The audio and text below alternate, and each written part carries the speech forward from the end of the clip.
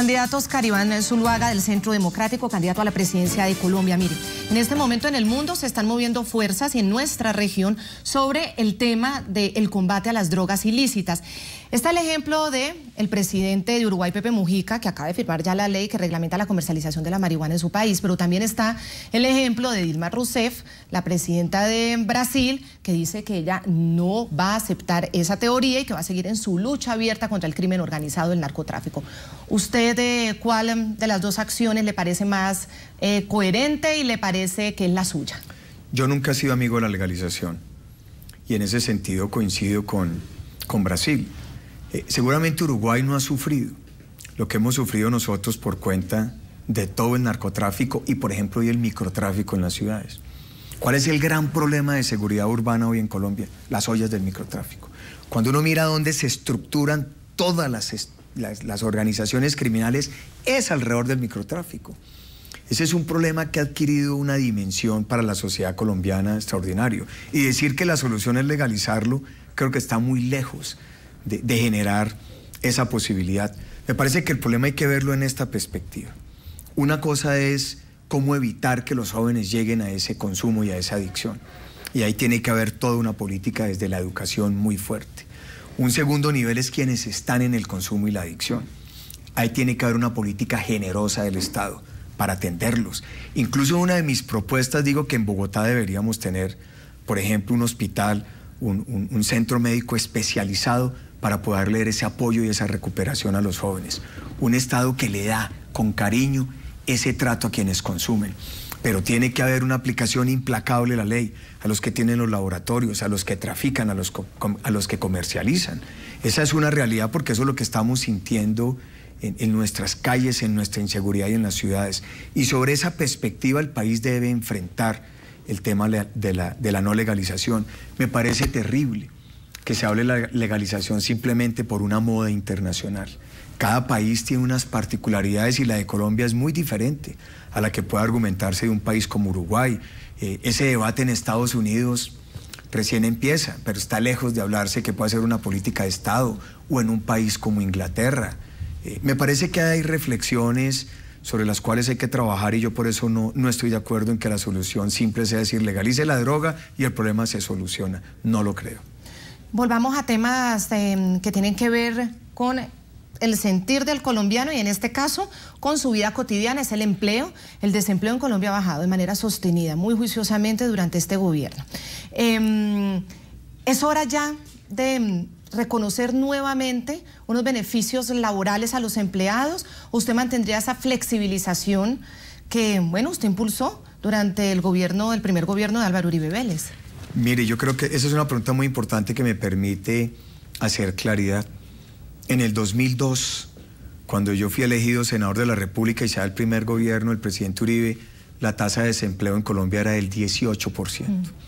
Se estaba destruyendo el poco empleo formal e íbamos camino a una tasa de desempleo del 25%, una tragedia. Hoy estamos en menos de un dígito. En ese momento hubo que tomar unas medidas difíciles para poder evitar que se destruyera empleo, para poder evitar que se dejara de contratar personas de manera formal, y esa estrategia funcionó. En nuestro gobierno, a pesar de todas las crisis que hubo en la economía global, logramos entregar la tasa de desempleo al final en el 11%, pero incluso hubo periodos donde estuvo en el 10% y alguna vez por debajo del 10%. ¿Qué creo? Para mí hoy las circunstancias deben dar un viraje. Yo soy más amigo de incrementar el salario mínimo.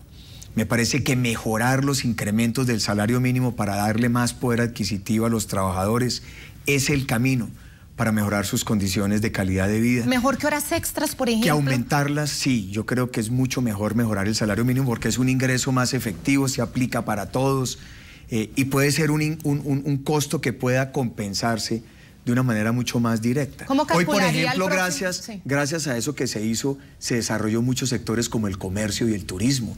Hoy todos los negocios y establecimientos abren hasta las 10 de la noche. Se dio mucho más empleo en los festivos y fines de semana. Me parece que podría ayudar más mejorar el salario mínimo. Yo he hecho una propuesta de mi primer año de gobierno, incrementar el salario mínimo en inflación más 5 puntos y cada vez mejorar más 5 puntos y cada vez mejorarle más el salario a los trabajadores.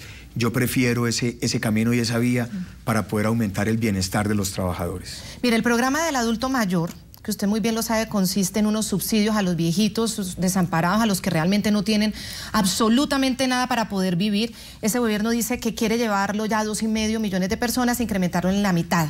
¿Usted reconoce esta labor del gobierno de Juan Manuel Santos en este sentido y va a seguir apoyando a estos viejitos? Porque por ahí hay una cuña, perdóneme que se lo digan, una señora que le dice usted el doctor Zurriaga y que dice que usted le va a quitar eso. Pues eso es falso, eso es parte de la mala prensa y de mentiras que se han dicho a lo largo de esta campaña. ¿Cuáles son los hechos reales? En el gobierno del presidente Uribe llegamos a 850.000 personas, adulto mayor, que reciben un apoyo económico. Al empezar ese gobierno iniciamos en 50.000 y llegamos a 850.000. Este gobierno tiene un proyecto para llevarlos a 1 millón apenas en estos 4 años. ¿Yo qué he dicho? Me comprometo para en un periodo como presidente llevarlo al menos a 2 millones.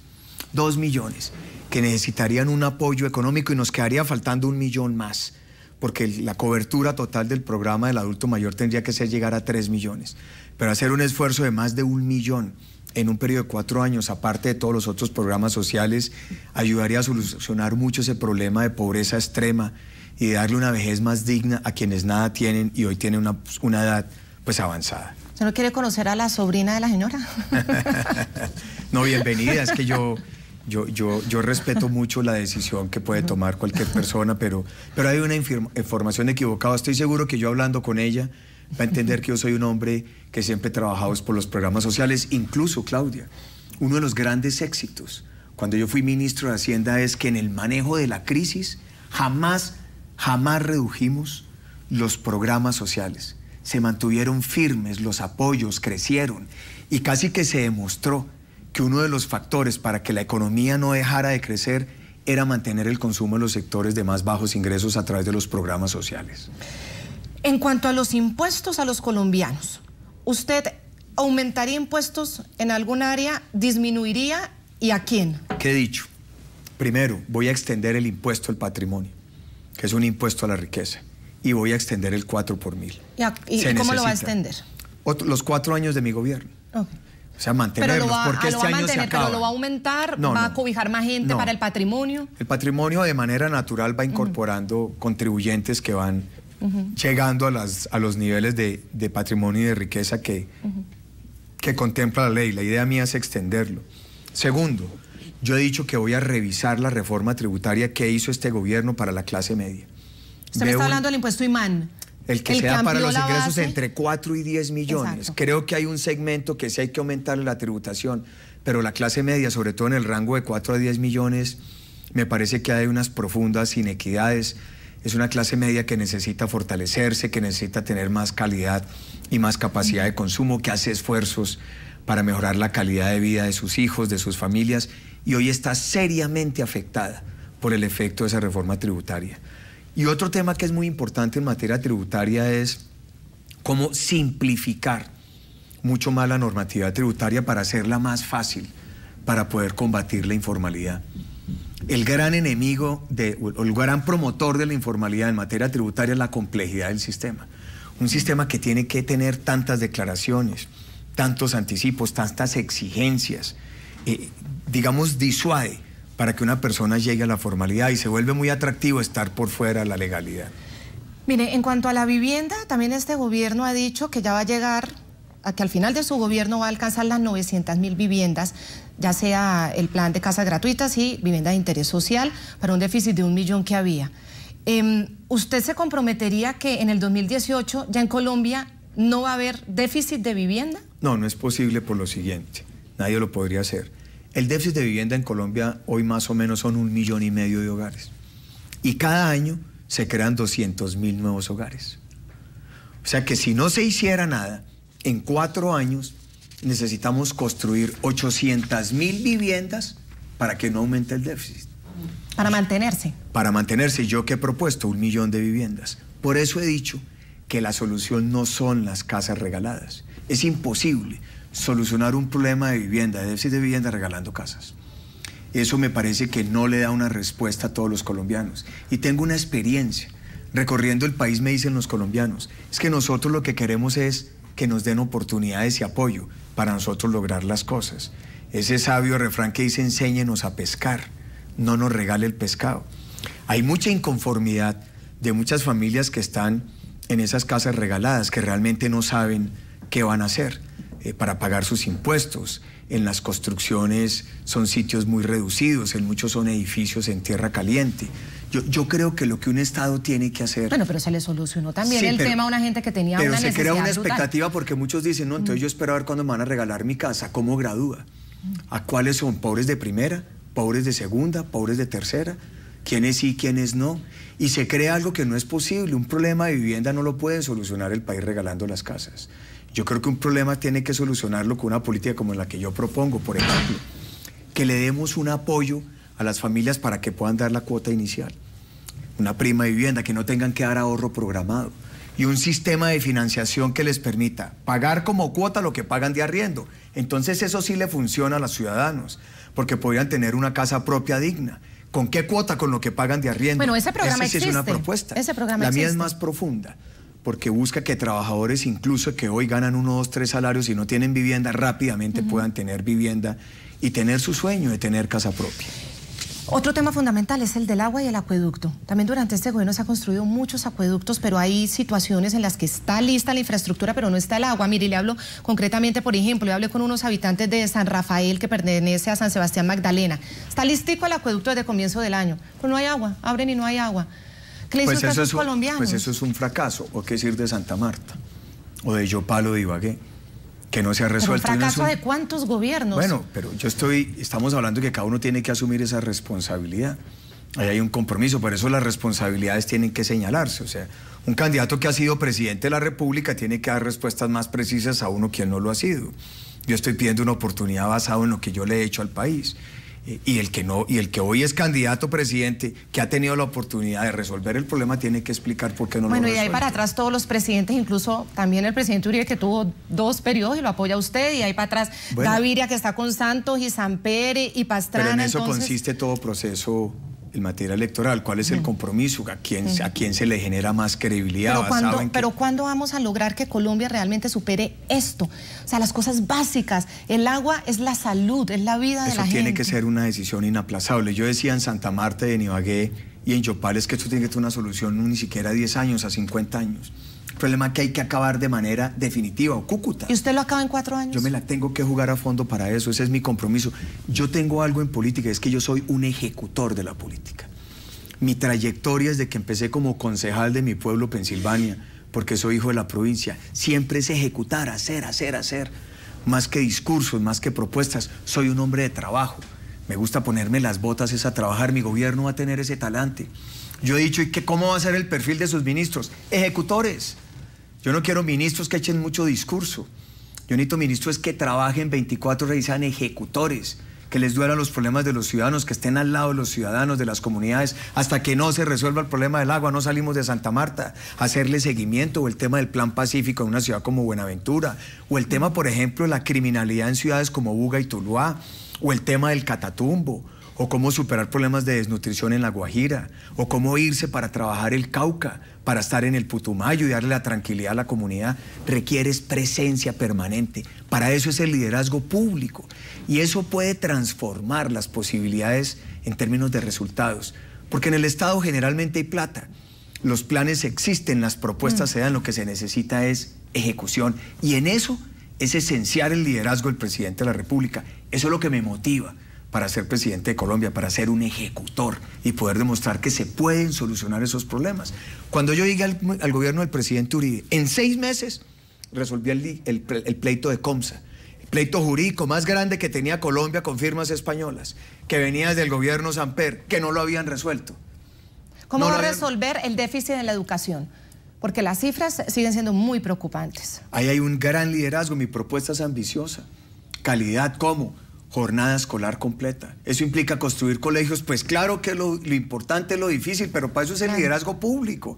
Uno no puede gobernar estableciéndose restricciones. Cuando fui alcalde de mi pueblo, 1990, un pueblo pobre, sin recursos, hicimos cosas extraordinarias. Ahí aprendí que uno no se debe establecer límites mentales. Uno lo que tiene que luchar es para hacer las cosas, y se pueden hacer, y en el tiempo adecuado. ¿Te gustan las concesiones en los colegios? ¿El sistema de concesiones? Para la construcción, sí. Obviamente los maestros todos tienen que ser maestros públicos y tienen que obedecer a políticas públicas. Pero, por ejemplo, ese modelo de colegios concesionados en Bogotá ha sido muy exitoso. Muy bueno. Muy exitoso en términos de calidad, de la actitud de los jóvenes, de cómo se mejoraron sus condiciones, sus hábitos, el ingreso a las universidades, los puntajes. ¿Y lo va a promover ese tipo de Esa es modelo? una de las alternativas que muestran que funcionan. Las cosas buenas hay que replicarlas. En eso uno no debe ser egoísta. ¿Sí o no? Contésteme la última pregunta, candidato, porque el tiempo vuela y sobre todo cuando hay tantos problemas por resolver en un país. ¿Continuaría usted impulsando o mantendría la reelección tal cual está o impulsaría una reforma para abolir la reelección? Mire, yo he sido defensor de la reelección por una sola vez, porque creo que eso profundiza una democracia, es un premio y un castigo, y la reflexión es, si yo gano la presidencia, ¿qué representa eso? Que es que se está castigando a un gobernante que no le cumplió al país. Quiere decir que la reelección funciona a pesar de todo el poder que pueda tener un candidato presidente. Pero me parece que es una discusión como todas que es sano abrirla, mirando las experiencias que hemos tenido, revisando lo que el país puede aprender de todo esto. Reconozco que hay argumentos que pesan mucho para ver si se debe revisar y más bien ampliar el periodo. Porque su aliada, la doctora Marta Lucía Ramírez, dice que ella lo va a proponer. Sí, ese es un compromiso de ella. Yo le he dicho que estoy abierto a que hagamos esa discusión. ¿Cómo? Como debe darse en el Congreso. O sea, que usted sí va a acompañar la discusión en el Congreso. Yo estoy abierto a que se dé, por supuesto. Esa y todas. Porque es que ese es el talante democrático. Aquí hay que defender las cosas con argumentos, no por conveniencias. Deme los argumentos por lo cual es bueno o es malo.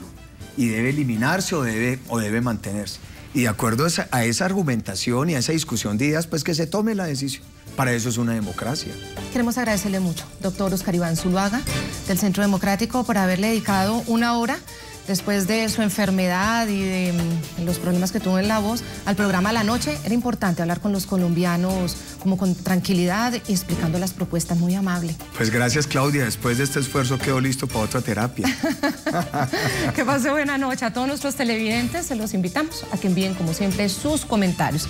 www.ntn24.com, también a nuestras cuentas en Twitter, @NTN24, @Segurizati NTN24, @La Noche NTN24. Seguiremos encendiendo las luces para que usted vea el punto clave de la noticia. Hasta pronto.